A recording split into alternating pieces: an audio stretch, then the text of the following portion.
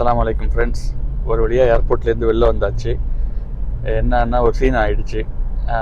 Immigration late ஆனதுனால அந்த driver ரொம்ப நேரம் வெயிட் பண்ண முடியல. ஆல்ரெடி அசைன் பண்ண டிரைவர், அதனால் அவர் கிளம்பிட்டார். அதனால் ஊபர் பிடிச்சி கிளப்ப வேண்டியதாக போச்சு. ஸோ நம்ம we have our Uber driver Mister Khayat. Can you say சலாம்? Yes, great. He is from துனிஷியாவிலேருந்து வந்திருக்க பிரதர். அவர்கிட்ட சொன்னேன், இங்கே பாரிஸில் என்ன ஸ்ட்ரேஞ்சாக இருக்குது அப்படின்னாக்கா, அதிகமாக முஸ்லீம் மக்களை பார்க்குறேன் அப்படின்னு சொல்லிட்டு. அதுக்கு அவரும் சொன்னார், ஆமாம் இங்கே நிறைய முஸ்லீம்ஸ் இருக்காங்கன்னு. அதான் இன்னும் ஆச்சரியம் என்னன்னாக்கா, அங்கே இமிக்ரேஷன் இந்த ஏரியா, அதுக்கப்புறம் அங்கே உள்ள ஆஃபீஸர்ஸ் முதற்கொண்டு நிறைய அரேப்ஸு முஸ்லீம்ஸ் இருக்காங்க அப்படிங்கிறது ரொம்ப ஆச்சரியமான விஷயம். அதுக்கப்புறம் பாருங்கள் எப்படி சிட்டி எப்படி இருக்குன்னு பாருங்கள். Have beautiful it's looks. ரொம்ப ஆச்சரியமாக அழகாகவும் இருக்குது. இன்னும் நிறைய விஷயங்களை காமிப்போம். இது ஏர்போர்ட்லேருந்து ஹோட்டல் போகிற வழி, ஹோட்டல் மெர்க்குரின்னு சொல்லிட்டு அந்த ஹோட்டலுக்கு தான் போயிட்டுருக்கோம். ஒயிட் ஸ்னோ அப்படியே அள்ளி கொட்டுது. நல்லா என்ஜாய் பண்ணிகிட்ருக்கேன்.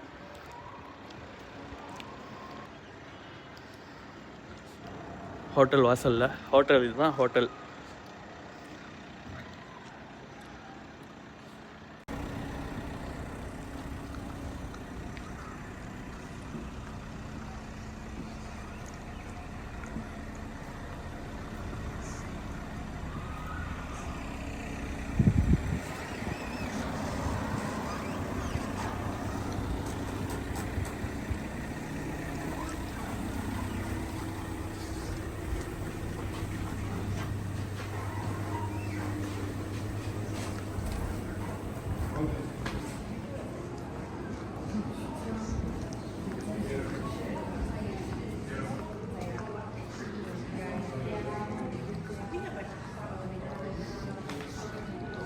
So today is the first day officially started the trip, and நீங்கள் பாருங்கள் சுற்றி காலைல 6:30 இது பிரேக்ஃபாஸ்ட் நடந்துகிட்ருக்கு.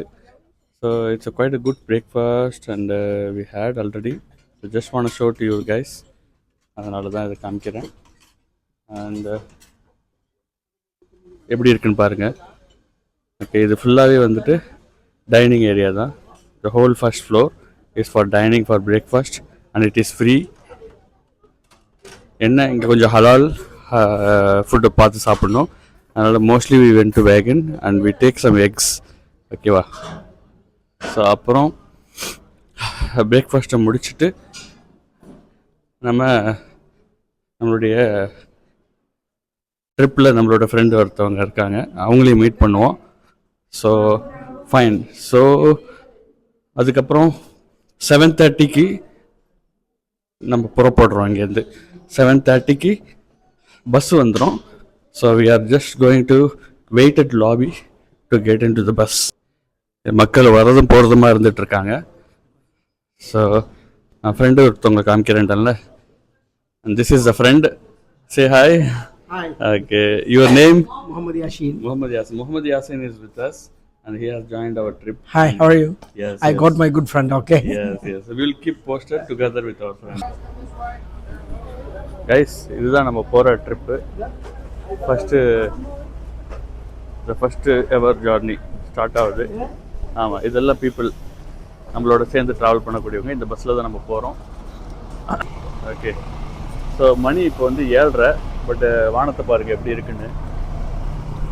He's going to survive all his children and all his grandchildren, and actually he's going to die at the age of 77 years, and precisely because of a wound that was not cleaned.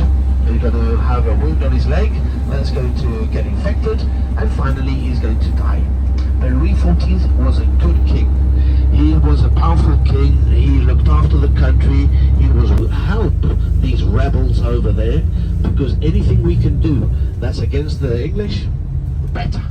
So France is going to send an army with Marshal Lafayette. They're going to fight over there, and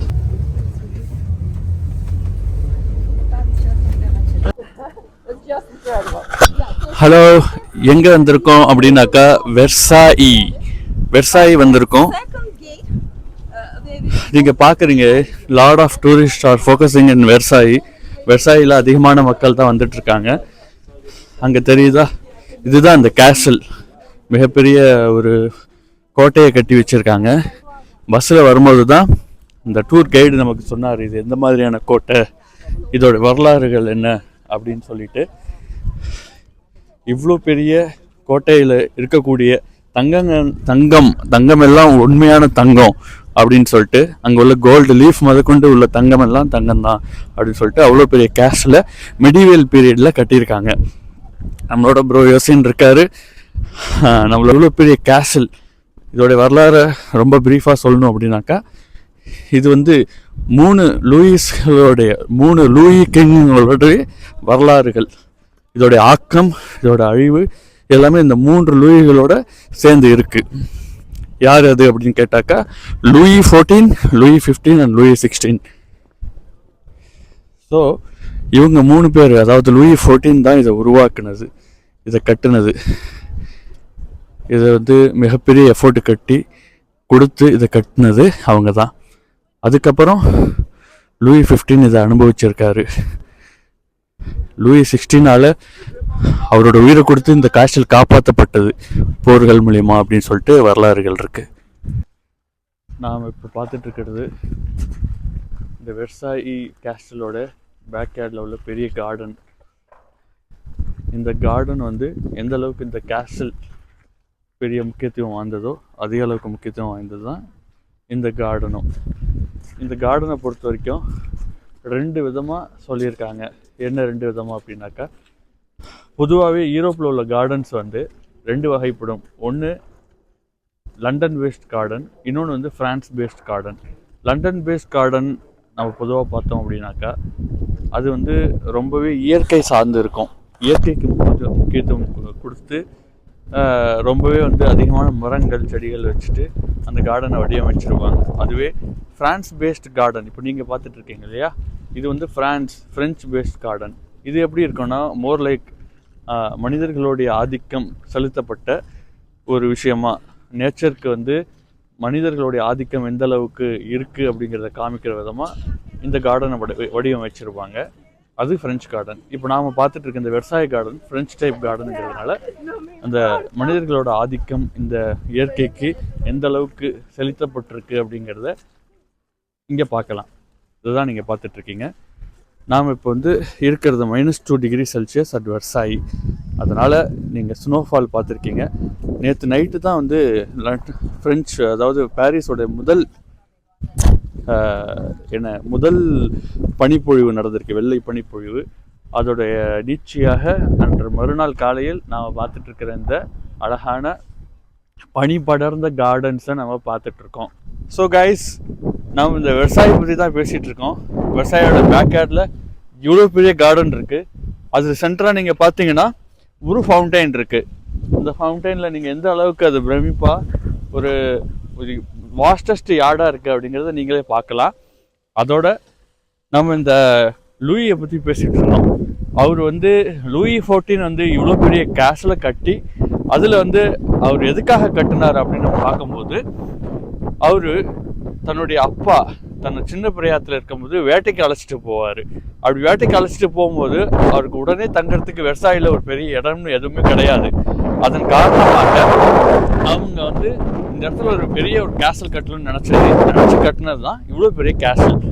இதில் என்ன அப்படின்னாக்கா, அதுக்கு அடுத்தடுத்து வரக்கூடிய லூயிஸுங்களுக்கு வந்து இது இவ்வளோ கஷ்டப்பட்டு இந்த லூயி 14 கட்டினாலும் லூயி 15 வந்து தான் அதை நல்லா அனுபவிச்சிருக்காரு. இன்னொரு முக்கியமான விஷயம் என்னென்னா, இந்த கேசல் அப்போ கட்டின புதுசில் இதுக்கு எந்த தண்ணி ஃபெசிலிட்டிஸ் அந்த மாதிரி எதுவுமே கிடையாது. ஸோ அதனால் என்ன ஆச்சுனாக்கா, அவங்க உள்ளுக்குள்ளேயே அவங்க ரொம்ப ஒரு குளிக்கவும் முடியாமல் தன்னுடைய அன்றாட தேவைகளை நிறைவேற்றிக்க முடியாமல் ஒரு சூழ்நிலை இருந்துச்சு. அதன் காரணமாக அவங்க உருவாக்கின அந்த விஷயந்தான் பெர்ஃப்யூம், ஃப்ரெஞ்ச் பெர்ஃப்யூம் உருவானதுக்கு முக்கியமான காரணம் இந்த கேசல்லேருந்து தான் அப்படின்னு சொன்னால் நீங்கள் நம்புவீங்களா? இந்த கேசலில் தான் ஃப்ரெஞ்சுடைய ஒரு தத்ரூபமான ஒரு அதோடைய நேஷனலிஸ்டிக் ஒரு பெர்ஃப்யூம் வந்து உருவாக்கப்பட்டது.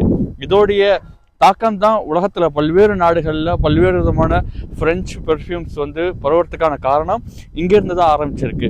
அவங்க பல வருஷமாக குளிக்காமல் இருக்கிறதன் காரணமாக அவங்க வந்து பெர்ஃப்யூம் உருவாக்குனாங்க.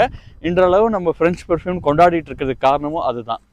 வெர்சாயோடைய ஃபோர்ட் உள்ள இருந்துகிட்ருக்கோம், அதோடைய பேஸ்மெண்ட்டு. அதுக்கு மேலே ஒரு குட்டி லைப்ரரி கூட ஒன்று வச்சுருக்காங்க. ஸோ அதை தான் இப்போ வந்துட்டு நம்ம எக்ஸ்ப்ளோர் பண்ணிகிட்ருக்கோம். என்னோடய ட்ரிப்போடு வந்தவங்க. ஸோ சின்ன சின்ன சாய்னீட்ஸ்லாம் இருக்குங்க. நமக்கு தேவையான ஞாபகமான விஷயங்களெல்லாம் இங்கே வாங்கிக்கலாம். புக்ஸு, அந்த கேஸ்டல் சம்மந்தப்பட்டமான ஃபோட்டோஸு, இது எல்லாமே இங்கே இருக்குது. விருப்பம் உள்ளவங்க வாங்கிட்டும் போகிறாங்க, பார்த்துட்டும் போகிறாங்க. இந்த மன்னர்களுடைய வரலாறுலாம் சொல்லும் போது காரி துப்புரா மாதிரி தான் இருக்குது. ஒன்றும் இவங்க எலைட்டான ஆளுமை தான் ஒன்றும் தெரியல. காரணம் அவங்களோட வாழ்க்கை முறை, ஓரினச்சேர்க்கை போன்ற அசிங்கமான விஷயங்கள் எல்லாம் இருந்ததாக வரலாறு மூலியமாக வந்து தெரிஞ்சுக்க முடியுது. இருந்தாலும் இவ்வளோ பெரிய வசதிகளை அல்லாஹ் தஆலா கொடுத்துருக்கான். ஆனால் எதுவுமே அவங்க பயன்படுத்திக்காமல் போனது தான் வருத்தத்துக்குரிய விஷயம். பயன்பாடு என்றால் அவங்கள்ட்ட இத்தனை செல்வ செழிப்புகள் இருந்தும் அவங்கள்ட்ட ஈமான் இல்லாமல் போனது தான் அவங்களுடைய கை சேதம்.